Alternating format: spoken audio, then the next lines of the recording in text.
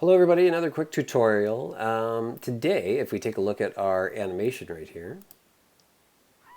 Okay, so we have the animation coming down and the guy he's screaming as he's coming down the hill. Okay, what I kind of want to do is I want to make it where he comes to here and he's actually going to start tumbling down the hill.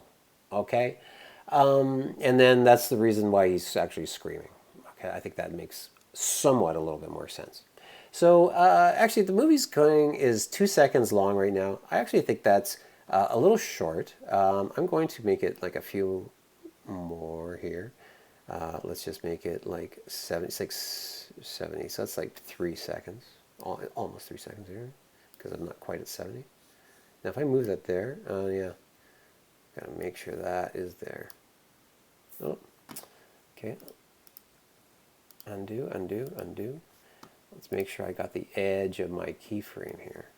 That's what I want to extend out, and that gave me an issue when I didn't. Okay, so now my movie's a little bit longer. Now, you'll notice, though, that he comes down, he's moving a little bit slower. Okay. Say I want to have it where he gets to about here, and he starts to tumbling. So what you could do is that, of course, we're going to have to add another keyframe here because he's going to start like a new movement. I can do that just by either just taking the skier and just like, oh, I got everything selected, I guess. There we go. And I could just move him ever so slightly, and it just caused a new keyframe right here, okay? Didn't really move it too much, so you won't even notice. The other thing I could have done is it's like just undo to make that disappear. I could have just click here and just add another keyframe here. Same thing. And so I want to make him start to tumble at this point. Now you would think that I could, at this point, he comes to here, and then later on, like he starts to, I just grab him and I start to like rotate him. And so it looks like he's just coming here, and then he starts to rotate to fall. Okay. Yes, I could do that, but I'm not going to. I'm going to show you because I'm lazy, and I like to do the lazy way of things. So let's move that there. So if I click on these things, and I showed you this in the last tutorial, but if I click on this guy, you get all these different properties up here. And we're going to get into more of this stuff later on. If I click on the timeline, you get more properties here.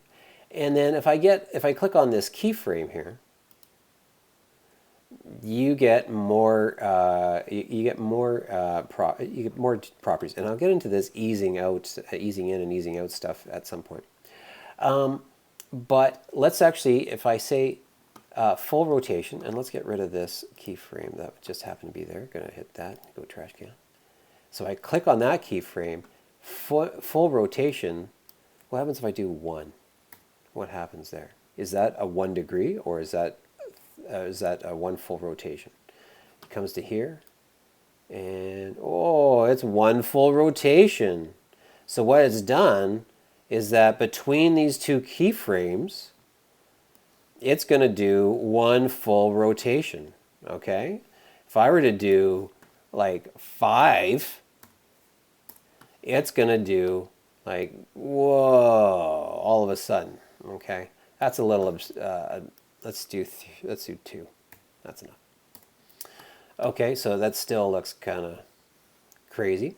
So then when he gets to that point, I know when he starts, so actually let's start our sound effect at that point. Okay, started a little bit sooner. There we go. So he just, oh no, ah, and he goes. So let's actually take a look. All right, next time. There we go. Oh yeah, it never gets old. One more time. Okay. So that is how you can save yourself a little bit of time by, if you click on the keyframes, you can make something rotate here. Now, how is that handy? Say you had a car and you wanted the tires to spin. You could just do it that way, okay? Lots of other, if you wanted to have the sun and like you wanted to have like the rays on the sun kind of just spinning, like in one of the examples I showed you, you could use the rotation thing just like that. So lots of different little applications. You just gotta use your imagination, okay? Okay, take care. Have a good day.